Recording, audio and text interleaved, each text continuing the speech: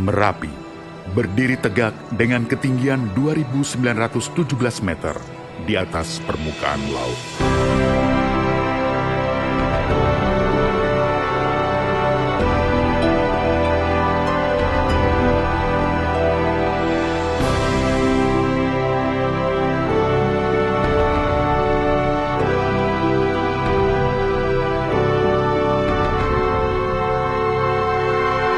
Terletak di antara daerah istimewa Yogyakarta dan Provinsi Jawa Tengah, meliputi 4 kabupaten, Sleman, Magelang, Boyolali, dan Klaten.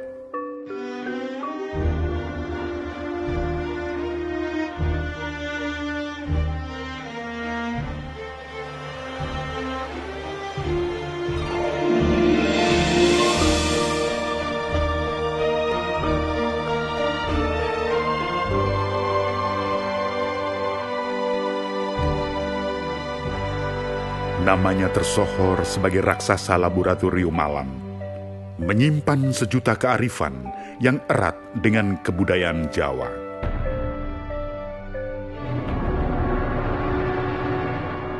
Keberadaannya menjadi titik awal perkembangan peradaban di Jawa sejak abad ke-8.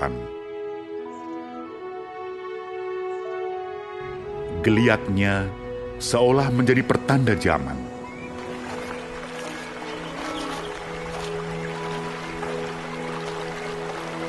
Perilakunya memberikan inspirasi para cendekia.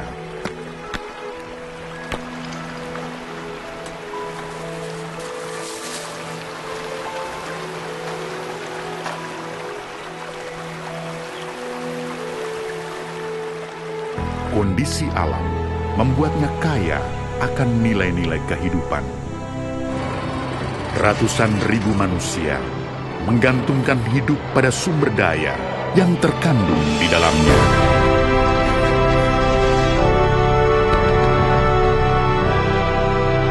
Pesona keindahan yang ia suguhkan juga menjadi potensi wisata yang luar biasa.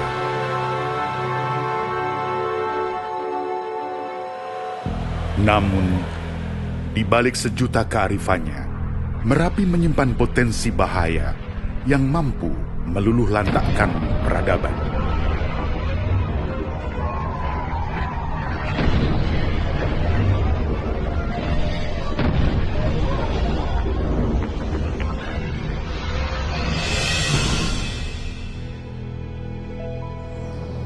Merapi bertipe strato, terbentuk dari lapisan endapan piroklastik dan aliran lava.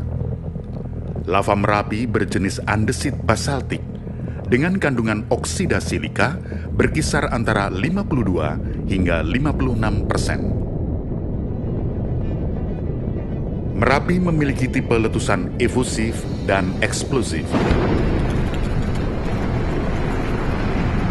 Letusan eksplosif disebabkan oleh magma yang kaya akan gas, sedangkan letusan efusif menghasilkan magma yang relatif encer, sedikit gas, dan dicirikan dengan pembentukan kubah lava di awal erupsi.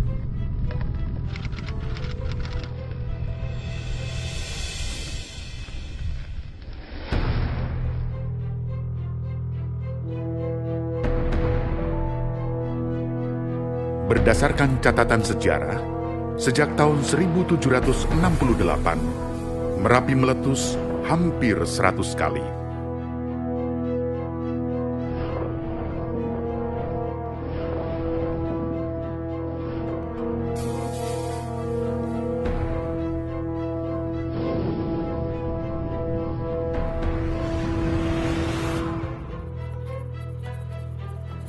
Beberapa digolongkan letusan besar, diantaranya pada tahun 1872, yang menghasilkan dentuman suara hingga terdengar di Kerawang dan Madura. Dahsyatnya letusan membentuk kawah seluas 480 kali 600 meter persegi yang membuka ke arah barat. Letusan besar juga terjadi pada tahun 1930, menewaskan 1.300 orang dan 2.100 binatang ternak. Terakhir, pola yang hampir sama dengan letusan tahun 1872 kembali terjadi pada tahun 2010. Erupsi Merapi tahun 2006 merupakan peringatan awal perubahan ancaman ke arah selatan.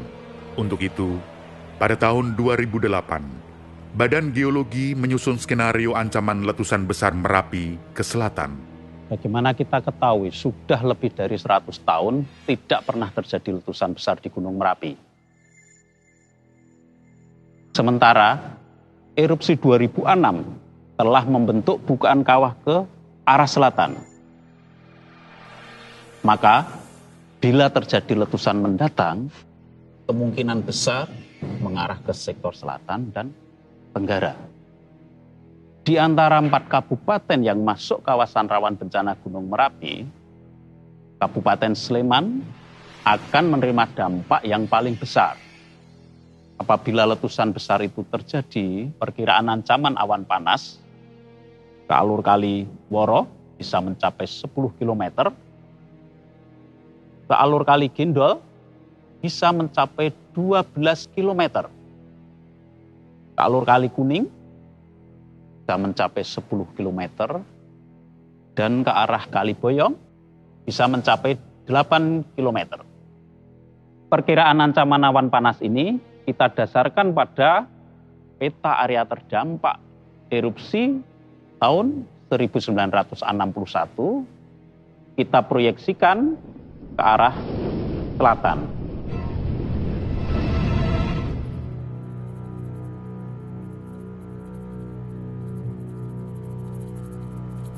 Gejala peningkatan aktivitas Merapi terjadi pada akhir tahun 2009, ditandai dengan munculnya suam vulkanik pada tanggal 31 Oktober 2009 yang terulang kembali pada tanggal 9 Desember 2009. Suam merupakan serangkaian gempa vulkanik beruntun dalam waktu singkat. Suam vulkanik beramplitude besar menyebabkan terjadinya rekahan tubuh gunung karena adanya pelepasan energi yang besar. Memasuki tahun 2010, Merapi terus menunjukkan peningkatan aktivitas. Dalam kondisi normal, asap sulfatara yang keluar dari Merapi berwarna putih tebal, berbau gas belerang. Namun saat itu, asap berwarna putih kecoklatan, bertekanan kuat, sehingga asap berbentuk tegak ke atas.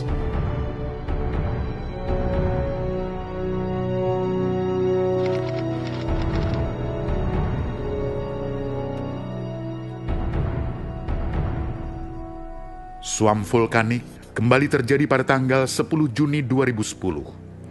Aktivitas kegempaan terus meningkat mencapai lebih dari 100 kali per hari.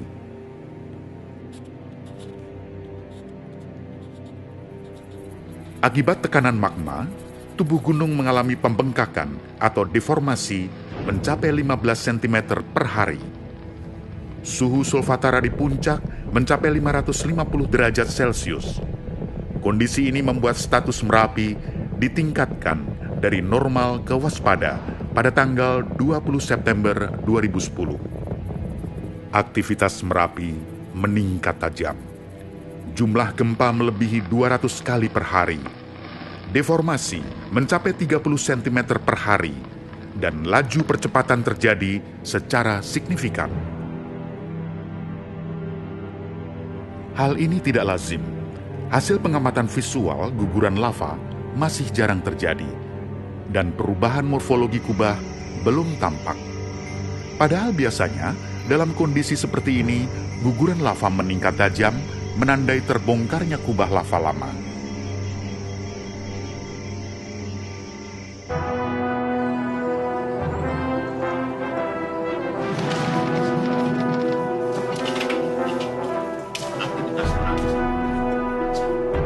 Letusan eksplosif diindikasikan oleh besarnya kandungan gas yang dilepaskan magma.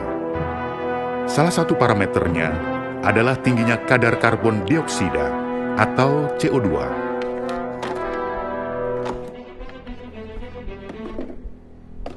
Untuk itu, keputusan beresiko harus dijalankan petugas dengan melakukan pendakian misi khusus sampling gas vulkanik pada tanggal 19 Oktober 2010.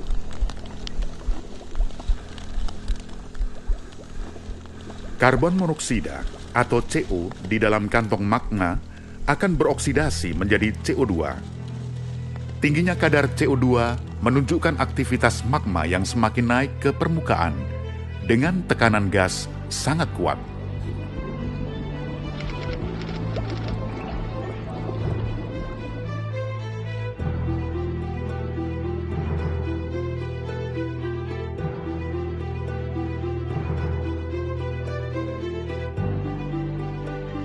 Hasil yang diperoleh dari sampling gas mengejutkan.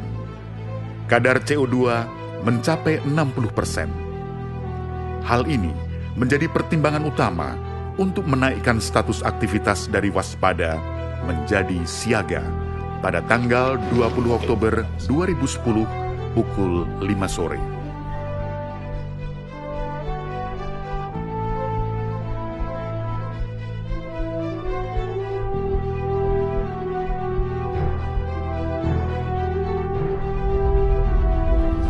Suara gemuruh Merapi menggetarkan rumah-rumah warga. Gempa terjadi melebihi 400 kali per hari hingga jenisnya tak bisa dibedakan lagi. Tubuh gunung bergetar, menghasilkan tremor vulkanik. Tekanan gas terus mendesak, sementara kawah tersumbat oleh sisa-sisa kubah lava hasil erupsi sejak tahun 90-an. Deformasi mencapai 50 cm per hari, dengan inflasi terkuat di sektor selatan. Akhirnya, pada tanggal 25 Oktober 2010, pukul 6 pagi, status aktivitas Merapi ditingkatkan dari siaga menjadi awas. Aktivitas Merapi saya naikkan dari siaga ke awas.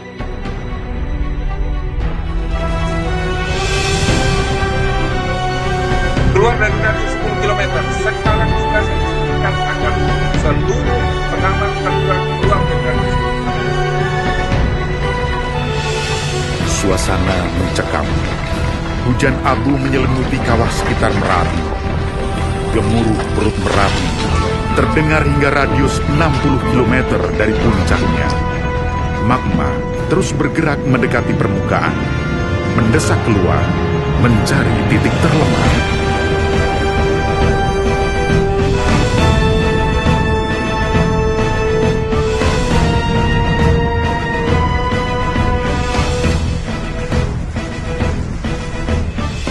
Tanggal 26 Oktober 2010 pukul 5:02 sore, letusan pertama kali terjadi berupa semburan awan panas. Gas bertekanan tinggi dilepaskan magma Merapi menjebol kubah lava 2006 yang mengarah ke selatan.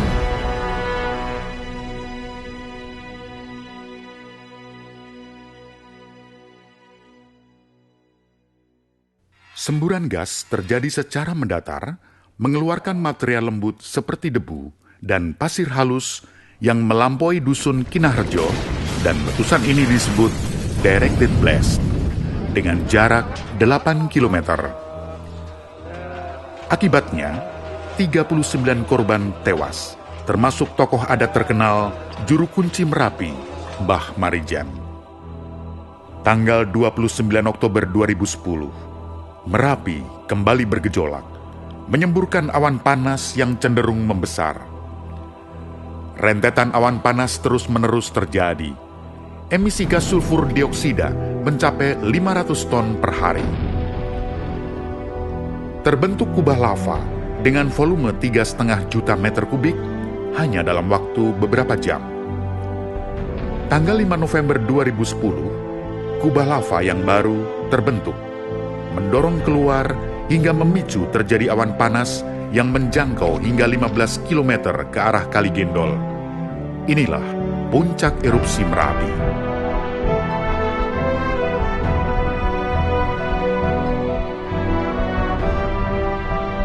Untuk itu, radius aman dinaikkan menjadi 20 km untuk Sleman, 15 km untuk Magelang, 10 km untuk Klaten dan Boyolali.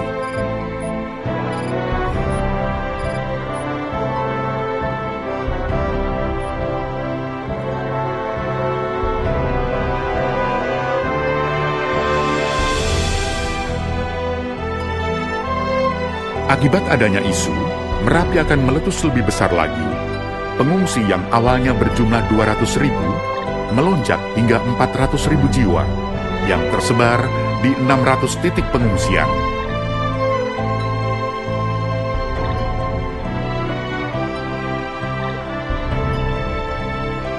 Setelah mencapai puncaknya, aktivitas erupsi berangsur menurun.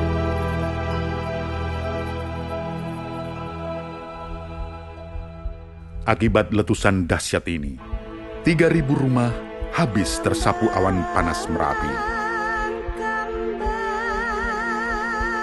Pohon-pohon tumbang.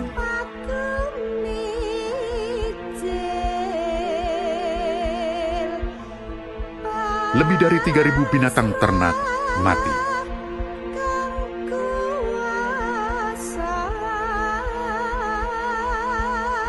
...398 jiwa ditemukan dalam kondisi tak bernyawa.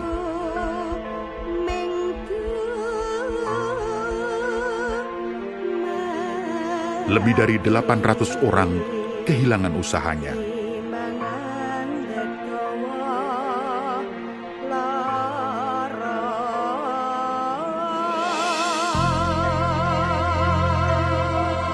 Perekonomian lumpuh. Kerugian material mencapai 3,5 triliun rupiah.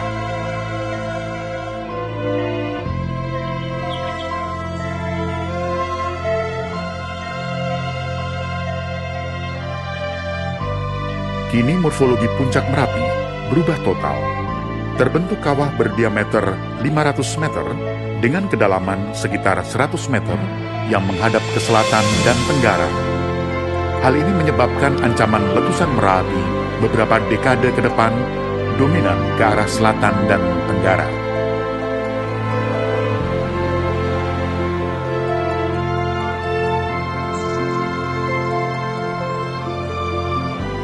Letusan ini memiliki indeks kualitas letusan VEI berskala 4.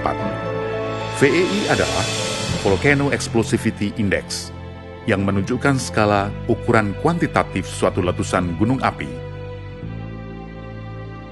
VEI 4 menghasilkan material letusan lebih dari 100 juta meter kubik.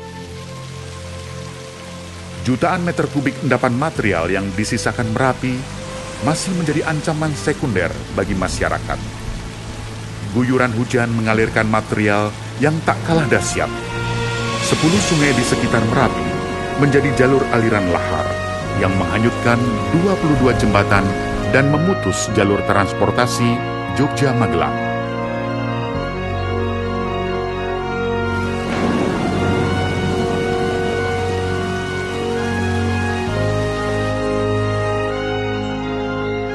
Untuk menghadapi ancaman bencana Merapi ke depan, para pemangku kepentingan melakukan upaya mitigasi.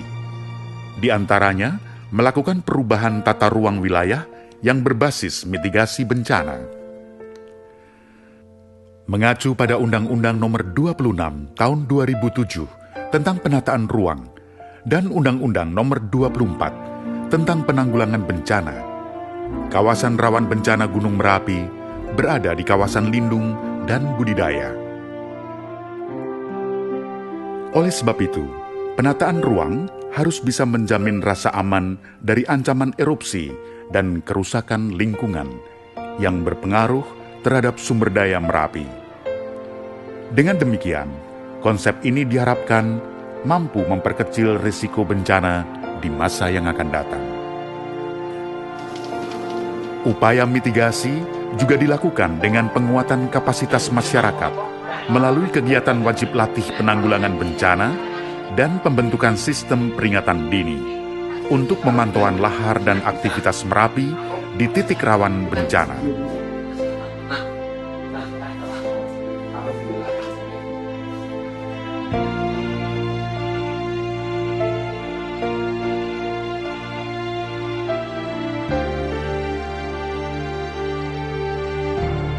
Alam menyuguhkan sejuta kearifan bagi setiap insan yang tumbuh di sekitarnya.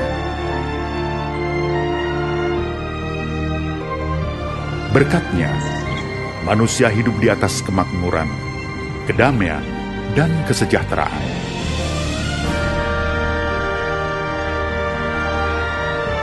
Keduanya saling berdampingan demi sebuah ikatan harmoni yang saling bersinergi.